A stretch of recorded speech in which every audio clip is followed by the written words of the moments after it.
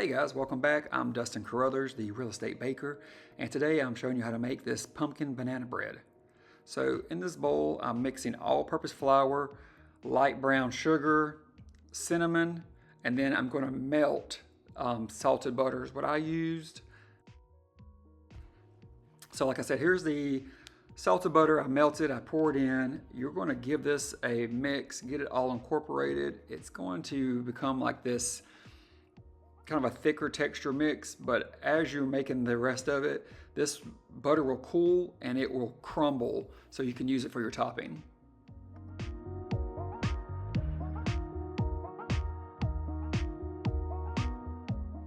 Once you have that all mixed together, we're just going to set it aside and work on the batter. Trying to use some Halloween bowls did not work great since I doubled the recipe to make multiples, but the descriptions, I will give you the ingredient amounts for a single loaf. So that was just some all-purpose flour. I went ahead and mixed some sugar with it. This is the bananas, very ripe. You're just gonna mix those up, smash them a little bit, but it says you do wanna leave them a little bit chunky because you don't want it to be a completely smooth mixture.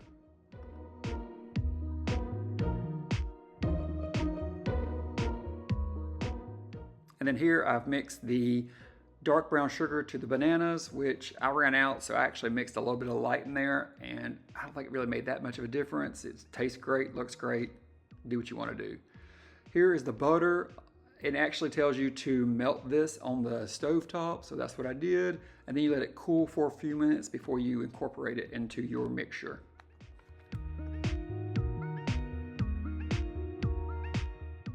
Once you have that mixed in a little bit, then we put in our eggs.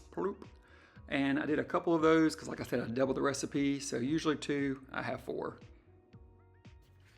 So I'm going to take my whisk here and I'm just kind of mixing those eggs in with what I have. And here is the pureed pumpkin. I'm using Libby's, and from what I'm researched and understand is Libby's pureed pumpkin is really made for baking because unlike other organic pumpkins, it's not watery. So the more you know. Doom, doom, doom.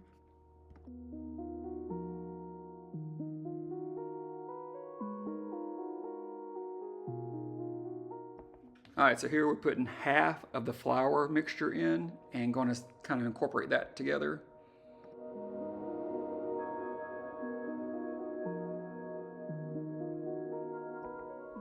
Once that's good incorporated, then we'll put the other half of the flour mixture in and get that all mixed together good.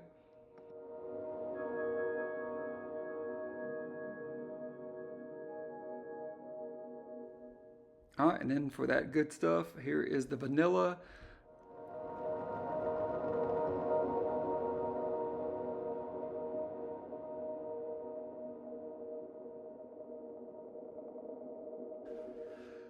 I made this on a Sunday afternoon while I was helping the kids with their homework, so I'm hoping that's the reason I grabbed a ladle thinking that was the best instrument for this, but to each their own, as it did work.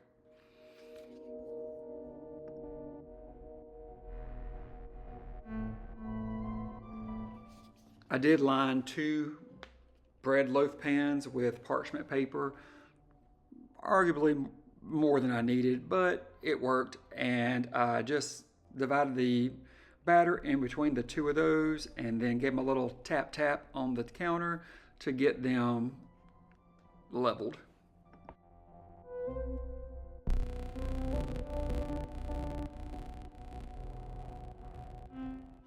And then here you can see where that mixture we made of the cinnamon, butter, flour has cooled down and is very crumbly now, kind of like sand. And I just took and in my hands just kind of crumbled it more apart as I layered it on top of the loaves. Once that's completed, I stuck these in a preheated 350 oven for an hour and turned them halfway through. Once cooled, I removed the paper, and this is what you get. Honestly, the kids and wife had no complaints. It seems pretty easy, and I hope you guys enjoy it. Leave me a comment. Tell me what you think, what you might have done different. Have a great day, and please like and subscribe.